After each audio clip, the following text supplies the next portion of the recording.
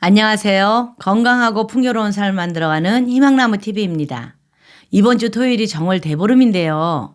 매월 돌아오는 보름날인데 왜 정월 대보름이라고 할까요? 이는 2024년에 처음 맞이하는 보름날이며 우리나라의 전통 명절 중 하나이기 때문입니다. 우리 조상들은 달을 풍요의 상징으로 여겼으며 어둠을 밝혀주고 질병과 애군을 밀어내는 밝음의 상징으로 여겼었는데요. 2월 달은 한 해를 시작하는 날이 모두 들어있는 달입니다. 2월 4일에 입춘이 있었고 2월 10날 설날 그리고 2월 24일 대보름까지 행사가 줄줄이 있는 달인데요. 그중에서 정월 대보름인 2월 24일은 제일 큰 명절이라고 볼 수 있습니다. 이번 시간에는 대보름에 꼭 먹어야 하는 음식과 2024년 한 해의 운을 강하게 하고 재운과 오복이 상승할 수 있는 정월 대보름을 어떻게 보내는지에 대해서 말씀드리겠습니다. 시청하시면서 좋아요만 한번 꾹 눌러주세요. 구독, 좋아요, 알림 설정 콕콕. 정월 대보름은 우리나라에서 오랜 역사를 지닌 명절로 고대부터 농업사회의 시작을 알리는 중요한 날로 여겨져 왔습니다. 새해의 시작을 알리고 한 해의 풍년과 건강을 기원하는 의미를 담고 있는데요. 이렇게 보름날이 되면 가족과 이웃이 함께 모여서 음식을 나누어 먹고 지불놀이도 즐기면서 서로의 안녕과 행복을 기원하는 날로 공동체 의식을 강화하는 역할을 해왔습니다. 그래서 정월대보름날은 오곡밥을 짓고 9가지 나물을 해서 함께 먹었었는데요. 온 가족이 오곡밥을 먹어줌으로써 한 해 농사가 풍년이 들고 가정에 오복이 들어오라는 기원을 하는 의미를 지녔거든요. 이렇게 지은 오곡밥을 이웃에게도 나누어주면 오복과 운을 집안에 불러들인다고 얘기들 하셨습니다. 예전에는 오곡밥을 짓기 위한 찹쌀이나 곡식들이 요즘처럼 흔하지 않았기 때문에 주변에 어려운 이웃이 있는지 한번 살펴보고 이웃 간의 정도 나누라는 의미라고 생각합니다. 5가지 곡식인 찹쌀, 수수, 차조, 팥, 검은콩 이렇게 다양한 곡물을 혼합해서 만든 오곡밥을 먹음으로써 한 해 동안 풍요와 건강 그리고 오복을 기원하는 의미가 담겨져 있었는데요. 5가지 곡식을 섞어 지은 오곡밥은 신라시대에 까치에게 감사의 의미로 정월대보름 제사상에 올리던 약밥에서 유래되었다고 합니다. 소화기를 따뜻하게 해주는 찹쌀과 항산화 성분이 탁월한 수수, 식이섬유가 풍부한 차조, 붓는 것을 방지해주고 이뇨작용을 돕는 팥, 그리고 나트륨 배출에 도움을 주는 검은콩까지 들어가 있는 영양밥은요. 추운 겨울 동안 부족하기 쉬운 영양을 채우는데 아주 좋은 음식이었다고 합니다. 이렇게 지은 밥을 성씨가 다른 3집 이상의 밥을 먹어야 한 해 운도 좋다고 해서 여러 집이 모여서 오곡밥을 서로 나누어 먹기도 하였고 한 해 동안 부지런히 일하며 운을 상승시키라는 의미로 하루에 9번을 먹는 게 좋다 해서 조금씩 틈틈이 나누어 먹기도 하였습니다. 맛있는 오곡밥과 함께 정월 대보름날 드셔야 할 대표적인 음식으로 나물이 있는데요. 제철에 수확해서 건조해 놓은 9가지 나물을 볶아서 먹으면 여름의 더위를 피할 수 있다고 합니다. 고춧잎, 취나물, 고구마순, 곤드레, 삼나물, 고사리, 시래기, 도라지, 호박, 가지, 버섯 등 다양한 나물들을 반찬으로 만들면 되는데요. 이는 각각의 비타민, 철분, 식이섬유와 같은 영양분을 섭취해서 몸의 원기를 회복하라는 깊은 뜻이 담겨져 있습니다. 이렇게 만든 밥과 나물을 김이나 취나물, 배춧잎 등에 싸서 먹는 복삼이 있는데요. 이는 여러 개를 만들어서 그릇에 노적 쌓듯이 높이 쌓아서 먹으면 복이 온다고 전해져 옵니다. 그릇에 하루 먹을 양을 차곡차곡 쌓아놓고 9번에 나누어 먹으면 될 것 같습니다. 또 한 가지 빼놓을 수 없는 것이 정월 대보름 이른 아침에 불언 깨기를 하는데요.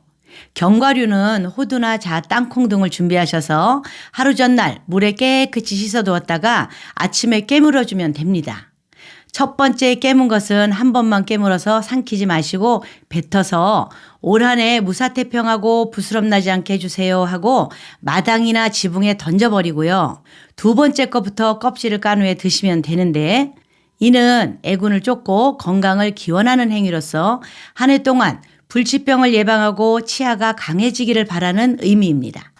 대보름날 아침에 불엄을 깨는 것과 동시에 귀발기술을 마시면 귀가 밝아지고 귀병도 막아주며 한 해 동안 좋은 소식을 많이 듣게 된다는 의미가 있는데요.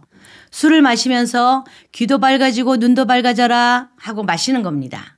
이 술은 아이들에게도 먹였는데요. 어린아이들은 입술에 살짝 묻혀주면서 덕담만 해주시면 됩니다.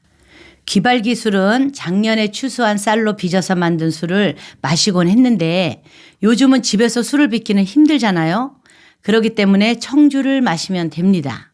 보름날은 찬술을 먹어야 하기 때문에 청주 한 잔을 데우지 않고 마시는데요. 정월 대보름날은 찬 음식을 먹지 말고 새로운 따뜻한 밥과 국을 드셔야 하고요. 고춧가루가 들어가지 않은 음식을 먹어야 하기 때문에 나물 반찬을 할 때도 고춧가루 없이 만들어서 드셔야 하는데요. 그 이유는 대보름날 고춧가루를 먹으면 한 해 동안 피부 가려움증에 시달린다고 하니 김치도 하루 정도 참으시는 게 좋을 것 같습니다. 제가 어렸을 적에 정월 대보름 저녁에는 막 이렇게 지불놀이도 했었는데요. 요즘은 아무 곳에서나 할 수가 없잖아요. 그런데 지역별로 대보름 행사를 하는 곳이 있더라고요. 올해 대보름날은 주말이니까 인터넷에 검색해 보시고 가족들과 가까운 행사장을 가서 함께 즐기는 것도 좋은 추억이 될 것 같습니다. 이렇게 한 해를 시작하는 정월 대보름의 아침은 온 가족이 밝은 웃음으로 맞이하셔서 2024년 내내 건강운과 재물운을 지키시기 바라겠습니다. 오늘은 정월 대보름의 운과 복을 상승시키는 행동에 대해 말씀드렸는데요. 오늘 영상 참고하셔서 꼭 기억하시고 계셨다가 운과 복이 상승하는 한 해 되시기 바라겠습니다. 오늘 영상이 유익하셨다면 주변 분들에게 공유해 주시고요. 구독과 알림 설정해 주시면 다음 영상도 유익한 정보 가득한 이야기를 가지고 찾아뵙겠습니다. 이상 희망나무TV였습니다. 감사합니다. 안녕하세요. 희망나무TV가 2024년도 풍수달력을 만들어서 소개해드립니다. 2024년 갑진년 풍수달력의 특별한 점은요. 첫 번째, 갑진년에 이사를 해야 하는데 절대로 가면 안 되는 방향은 어디인지, 반대로 좋은 방향은 어디인지 보기 쉽게 표시해 두었습니다. 두 번째는 여러분들이 인간관계를 할 때 궁합을 볼 수가 있습니다. 남녀 간의 궁합뿐만 아니라 나와 파트너가 될 사람이나 직원을 채용할 때 나와 궁합이 잘 맞는지 쉽게 볼 수 있도록 요약해서 올려드렸습니다.